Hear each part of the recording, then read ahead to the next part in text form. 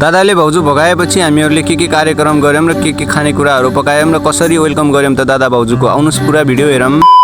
सबैजनालाई वेलकम छ मेरो छोटो अनि मिठो मिनी भ्लगमा। आजको मिनी भ्लग चाहिँ एकदमै एक्साइटेड हुनेवाला छ किनकि हाम्रो घरको बेहुला बेहुली अथवा मेरो दाइ भाउजू चाहिँ आज घरमा आउँदै हुनुहुन्छ। आज चाहिँ घरमा घर पैसा कार्यक्रम छ, त्यही भएर दाइ भाउजूको लागि म मात्र पर्खेर बसेको छैन। हाम्रो घरको मम्मी बुवा आमा सबैजना अनि वरपरको अङ्कल आन्टी ठुलो मम्मी दाइ भाउजू सबैजना चाहिँ भाउजूको लागि र दाइको लागि रोकिरहेको थियो। बुवाले कलश रेडी गर्दै हुनुहुन्छ अनि मैले चाहिँ बाहिरको कामहरू सबै भ्याएर बसेको छु अनि दाइहरूको वेटिङ गर्दैछु। दाइ भाउजू आउनको लागि चाहिँ 8 बजी सकेको थियो, त्यही भएर हामीहरूले चाहिँ घरतिर सबै चिज रेडी गरिसकेका थियौँ। उनीहरूलाई चाहिँ यसरी वेलकम गरेका छौँ हामीहरूले। तपाईहरुले भिडियोहरुमा हेर्न सक्नुहुन्छ।